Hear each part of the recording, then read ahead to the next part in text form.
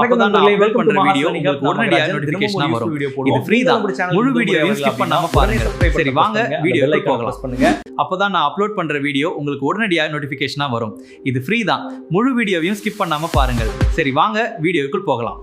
வணக்கம். 1 வருஷம் இல்ல 2 வருஷம் இல்ல, முழுசா 16 வருஷ காத்திருப்பு முடிவுக்கு வந்திருக்கு. ஆமாங்க, ஏஷியன் அக்வாட்டிக்ஸ் சாம்பியன்ஷிப்ல நம்ம இந்தியா பதக்கம் வென்று ஒரு பெரிய வரலாறு படைச்சிருக்கு. இதுக்கு முக்கிய காரணம் நம்ம ஹீரோ ஸ்ரீஹரி நடராஜ் தான். அவரோட அபாரமான ஆட்டத்தால இது சாத்தியமாச்சு. வாங்க இந்த வரலாற்று வெற்றியை நாம கொண்டாடலாம். அக்வாட்டிக்ஸ் மற்றும் ஸ்விம்மிங் உலகத்துக்குள்ள ஒரு செம்ம ஜாலியான டைவ் அடிப்போம் வாங்க. முதல்ல ஒரு கேள்வி, அக்வாட்டிக்ஸ்னா என்ன? சிம்பிளா நீச்சல்னு நினைச்சீங்களா? அதுக்கும் மேல இது வெறும் நீச்சல் போட்டி மட்டும் இல்ல. இந்த ஒரு கேள்வி மூலமா வாங்க இந்த முழு உலகத்தையும் நாம அலசி ஆராயலாம்.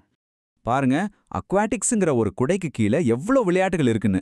ஸ்விம்மிங், டைவிங், அப்புறம் artistic swimming, water polo, open water ஸ்விம்மிங்னு ஒரு பெரிய பட்டியலே இருக்கு. இதுல ஸ்விம்மிங், அதாவது நீச்சல் போட்டி தான் எல்லாருக்கும் தெரிஞ்ச ரொம்ப பாப்புலரான ஒன்று. சரி, இப்போ இந்த எல்லா விளையாட்டுகளோட நட்சத்திரமான நீச்சல் போட்டிக்கு வருவோம். உலக அளவுல ரொம்பவே பிரபலமான கோடிக்கணக்கான பேர் பார்க்கற ஒரு நீர் விளையாட்டு இது. சும்மா இல்ல, 1896ல முதல் ஒலிம்பிக்ஸ் நடந்தப்போ இருந்து நீச்சல் போட்டி ஒரு முக்கியமான அங்கமா இருக்கு. அந்த அளவுக்கு இதுக்கு ஒரு பெரிய வரலாறு இருக்கு. அதனாலதான் இதுக்கு இவ்வளவு மவுசு. சரி, யோசிச்சு பார்த்திருக்கீங்களா? எப்படி இவங்களால மட்டும் தண்ணியை கிழிச்சுக்கிட்டு அவ்வளவு வேகமா போக முடியுது? இதுக்கு பின்னாடி பயங்கரமான டெக்னிக் இருக்கு. அந்த டெக்னிக் தான் எல்லாமே. வாங்க அத பத்தி தான் இப்ப பார்க்க போறோம். போட்டி நீச்சல்ல மொத்தம் 4 முக்கியமான ஸ்டைல்ஸ், அதாவது ஸ்ட்ரோக்ஸ் இருக்கு. ஒவ்வொன்றுக்கும் ஒரு தனி டெக்னிக், தனி ஸ்டைல் இருக்கு. வாங்க ஒவ்வொன்றா பார்க்கலாம். முதல்ல ஃப்ரீ ஸ்டைல். இதுக்கு இன்னொரு பேரு ஃப்ரண்ட் கிரால். இதுதான் இருக்கிறதுலே ரொம்ப வேகமான ஸ்டைல். கைகளை மாத்தி மாத்தி தண்ணிய பின்னாடி தள்ளி கால்களால வேகமா உதைச்சு சும்மா புல்லட் மாதிரி போவாங்க. அடுத்து பேக் ஸ்ட்ரோக். பேர்லயே இருக்கு, இதுல மல்லாந்து படுத்துக்கிட்டு நீந்தணும். பார்க்கறதுக்கு தலைகீழா ஃப்ரீ ஸ்டைல் பண்ற மாதிரி தான் இருக்கும். இதுல என்ன ஸ்பெஷல்னா தண்ணிக்குள்ள இருந்தே ஸ்டார்ட் பண்ணுவாங்க. நம்ம ஸ்ரீஹரி நடராஜ் இந்த பேக் ஸ்ட்ரோக்ல ஒரு கில்லி. மூணாவதா பிரெஸ்ட் ஸ்ட்ரோக். இதுல கைகளும் கால்களும் ஒரே நேரத்துல இயங்கும். குறிப்பா கால்கள் ஒரு தவளை தண்ணில உதைக்கிற மாதிரி இருக்கும். அதனால இதுக்கு ஃப்ராக் கிக்னு கூட ஒரு பேர் உண்டு.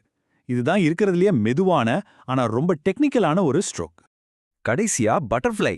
அடேங்கப்பா, இத பார்க்கவே அவ்வளோ அழகா இருக்கும். ஆனா செய்யறதுக்கு ரொம்ப ரொம்ப கஷ்டமான ஸ்ட்ரோக் இதுதான்.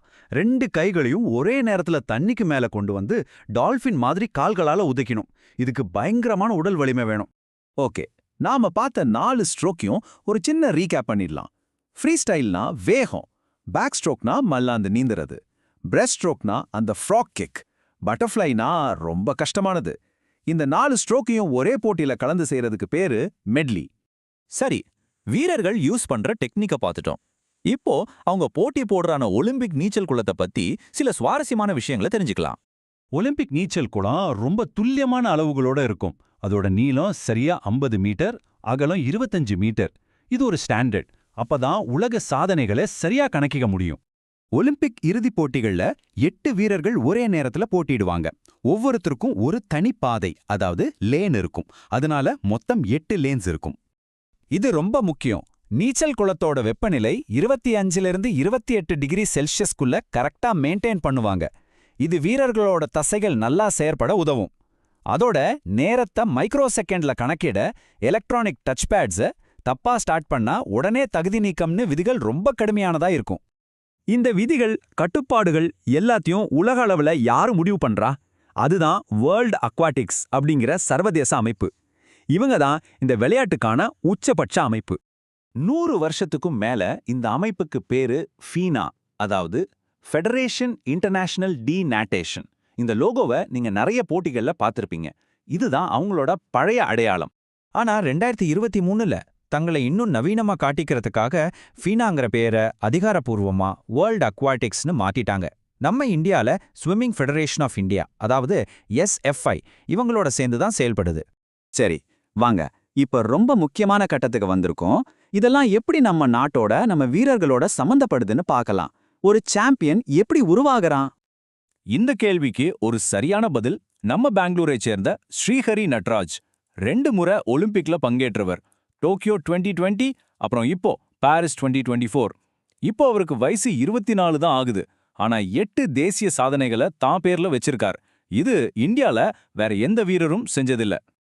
பாருங்க, ஒரு சாம்பியன் உருவாக சரியான டெக்னிக், கடுமையான ஒழுக்கம், வேகம், சக்தி எல்லாத்தையும் விட ஜெயிக்கணுன்ற வெறி இதெல்லாம் வேணும்.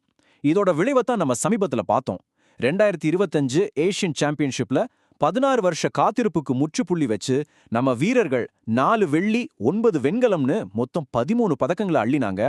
ஸ்ரீஹரி 2 வெள்ளி ஜெயிச்சார். முதல் முறையா டைவிங்ல நம்ம இண்டிவர் சைராமும் வில்சன் நிங்தூஜாமும் வெண்கலம் வென்று சரித்திரம் படைச்சாங்க.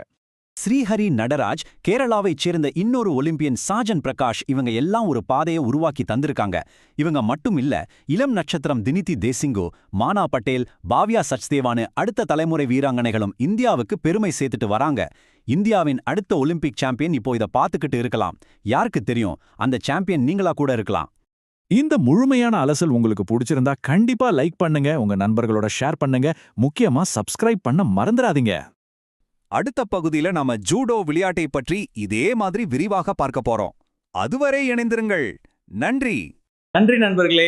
இந்த வீடியோ உங்களுக்கு யூஸ்ஃபுல்லா இருந்துச்சுன்னு நினைச்சீங்கன்னா லைக் பண்ணுங்க, ஷேர் பண்ணுங்க, சப்ஸ்கிரைப் பண்ணிட்டு மறக்காம பெல் ஐகானையும் பிரஸ் பண்ணுங்க.